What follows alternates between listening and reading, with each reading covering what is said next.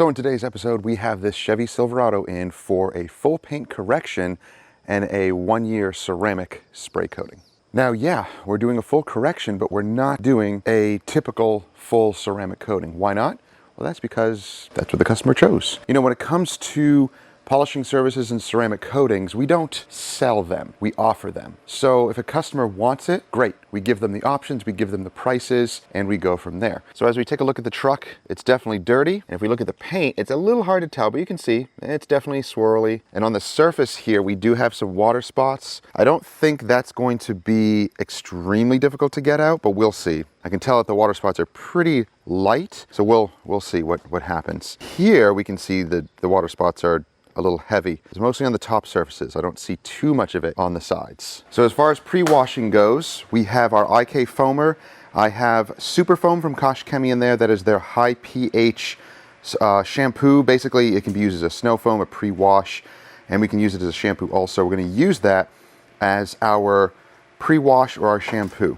Now, the dilution ratio for that is crazy. I put too much solution in there actually, so I'm going to water it down because I want more of a runny solution for our pre-wash. I'll do that, and then we're going to use this shampoo to tackle some of the water spots. CarPro Descale. So this is an acidic wash. It can clean really well, but also handle some water spots, and we'll see what it can do with those water spots. This will be the actual shampoo that we wash with. Now, you could switch it up. You could foam with this first, letting it dwell, but I do want the agitation, so I don't want to just foam it on and rinse it off. I want to agitate it, so that's why I'm using this as the shampoo.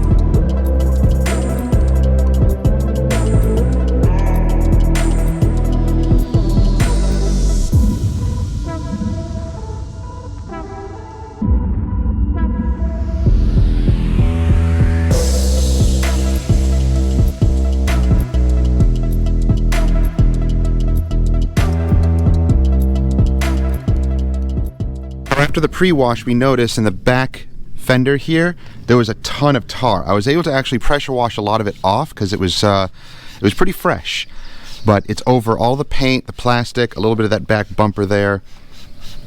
Yeah, and it was all over the tailpipe. We're going to polish this tailpipe also. So we're going to hit all these areas, same on the other side. So we're using Geon tar. That will dissolve the tar, and if there's any more left, the clay barring will remove some of it, but again, if there's any more left, we'll just use the Geon tar again. But this is great for dissolving tar and removing it safely without having to scrub excessively. So what you'll want to do is grab a towel. Over here. Spray some on the towel and give it about a minute, and then you can start gently removing the tar with the towel.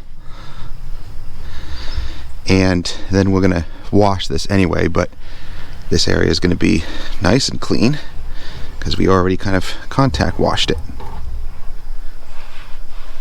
It'll remove it off the plastics, chrome, paint, the metal, and I think we're gonna need some more way down here, but that will remove it. And then, whoa, that's bad. But you can see it dissolves it. Of course, you don't use that on the paint, obviously. So pre-washing is done. I mean, already the paint is really clean. That does a great job, and there's just actually nothing on here at all. Like, it doesn't leave any finger swipes, nothing. I'm sure towards the bottom it does, but we're going to use the CarPro Descale, and hopefully that will take care of some of those water spots. And then of course we'll use a water spot remover, compound polish do whatever we need to do to remove those water spots.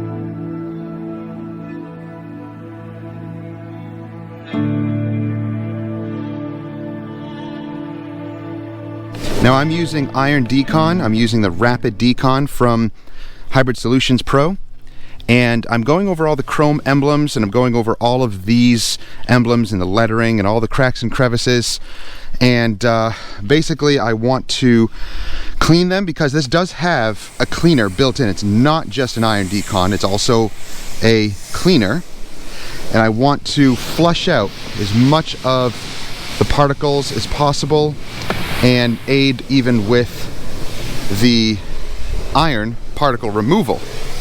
So I'm doing that to all of the emblems and chrome pieces, the grill, all of that. And I am doing it to the bottom portions of the paint as well, even though the paint is actually surprisingly smooth, which is good. And you don't need to use iron decon every single time, despite what some people may say. Use it when needed. You don't just use it arbitrarily. So I am using it on all these emblems and stuff because I'm sure there's some minerals in there, some iron deposits, and this can help with some minor water spots and junk in all the emblems.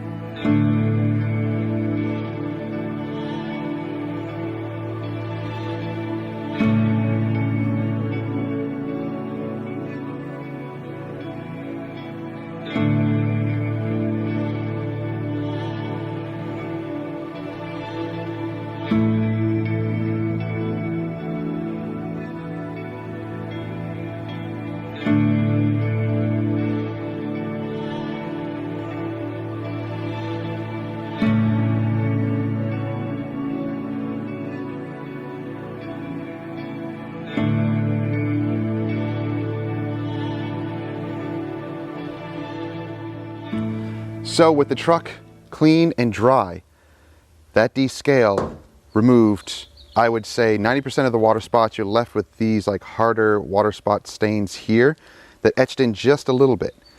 But overall, it did an excellent job. Now, that's not going to be a complete water spot removal type of product, but use it when you need to and see how well it works. With water spot removal, what you're trying to do is get those minerals off the paint. And you're going to have to do that in layers. Chemical, of course, first to remove those deposits, and then it may leave a little ring on the paint that you can then subsequently compound or polish off. Yeah, this looks great. The paint feels so smooth. So with the truck pulled in, we're going to look at the paint, and yeah, you can still see some water spots there. Most likely those are just harder etch spots, and we do have some on the chrome. So let's use some more chemical to dissolve those spots, get them cleared up, and then we'll start polishing the paint. Let's take a look around the sides of the paint. We see a little bit of water spotting there, some on the chrome as well, and we do have some on the glass. So we're going to tackle all of that.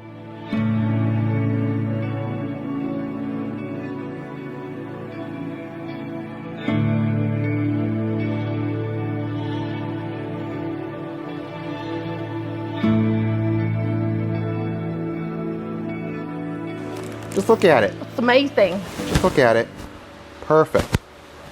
Now, we're using the eraser gel.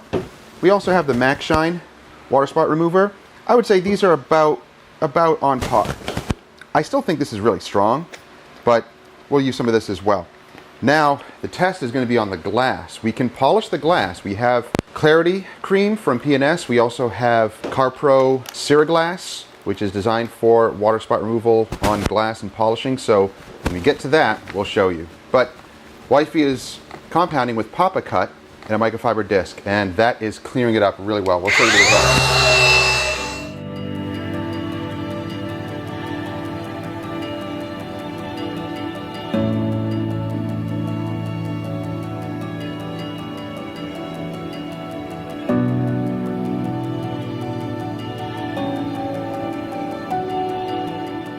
So here's one hit with Papa Cut, and that really wasn't even going that heavy, and that's the results. That's impressive. A little bit of haze, but we're going to polish that out after. That's what it was before. That's what it is now. Some of those deeper defects we're not going to try to get out because it's just too deep. And even with our paint corrections, we still want to preserve clear coat. But those results right there, that's awesome. So that's our goal, is to get the paint to looking like this. Some areas can look better than others because, you know, this is a high impact area, of course, being the front. Some of the lower sections are also high impact areas. So we're going to try to get those as best as we can, those lower portions, but those end up being really bad. And again, if paint readings are thin, you don't want to go overboard on that. That's what it looked like before, and that is our goal.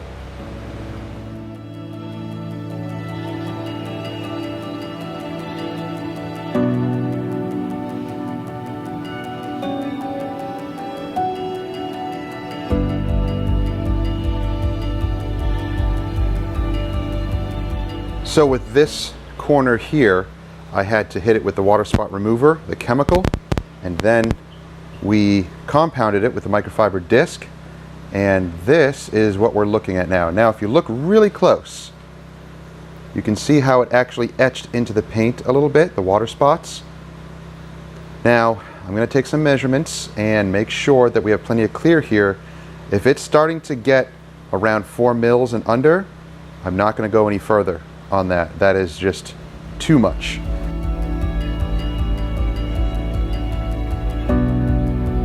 So after taking some readings all around the truck, we are reading around 4 1/4 to under 4 mils. And here where we did compound, we're already below 4 mils.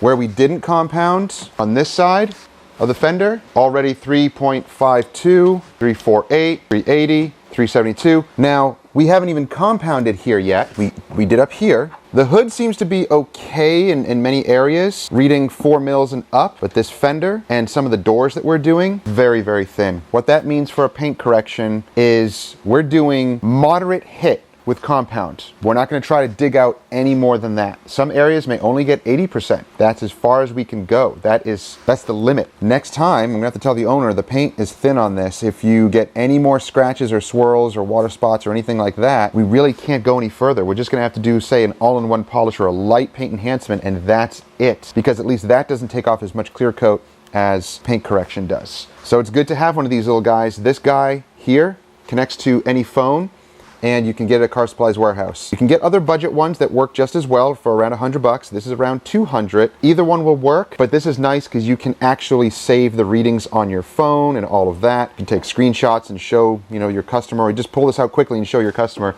the paint readings. When you're getting into polishing and paint correction, you really need one of these to be safe. If you are cutting paint without this, and by cutting I mean compounding, that's just a term that detailers use, you need to get one of these. It's very important because this helps you to gauge how far you're going to go. Not just by looks alone, and not just by the customer saying, I want that scratch gone. This will save you. If you burn through a panel because you're really trying to please the customer and get everything out because they said so, that's where you can really run into problems. So when it comes to paint correction, any type of polishing, once you really start getting into polishing, invest in one of these. But overall, look how nice it's coming out already. Look at that.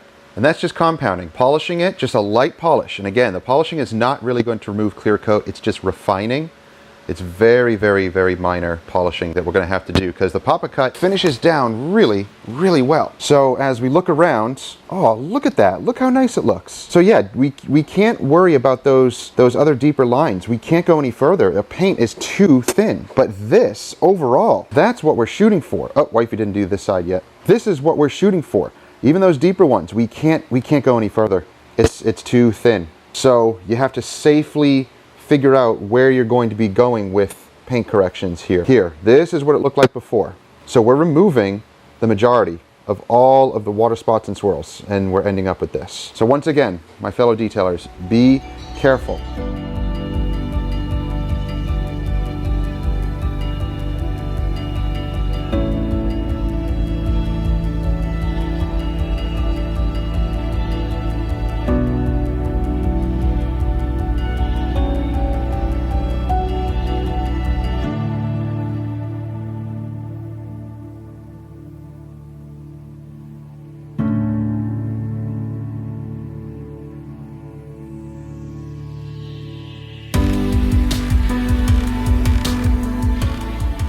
So the compounding is coming out really good. We have pretty much cut everything. I have to get up onto the roof and cut the roof, but everything is now cut and it's looking great. Now we're tackling the glass.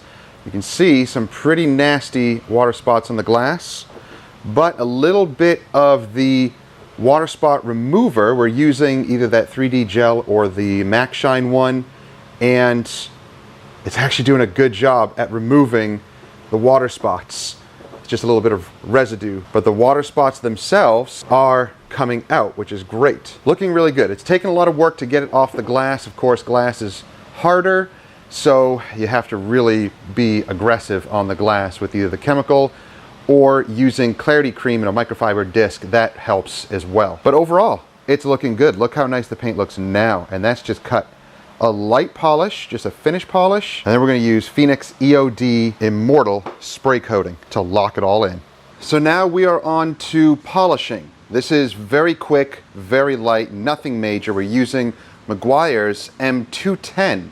I know I haven't used that in a while, but it is still great stuff. Using a black soft pad and just going over it quickly, lightly, and it's just getting rid of any of the haze left over from the microfiber disc. Now, look at the paint. Crisp. Oh, it looks so good. So I'm working on the glass. We do have some water spots and some grossness here to contend with. And this is pretty easy. This will actually kind of polish right out. But I did that side, the driver's side already, using clarity cream and a microfiber disc, which gets gunked up pretty quickly. Oh, hi, enjoying your food? Scaredy cat, ignoring me. This side was just done, and look at that. Crisp all the way to the edges. That's good stuff, right? All right, this glass is turning out great. So all of the water spots are removed. I'm just making sure that all of the glass is hit properly. And, oh, that's just residue up there. And we're gonna hit back here as well, because it does have some water spots. You can see it kind of stifles the clarity in the paint, the glass. But yeah, it's coming out really good. Not bad at all. Oh, hi.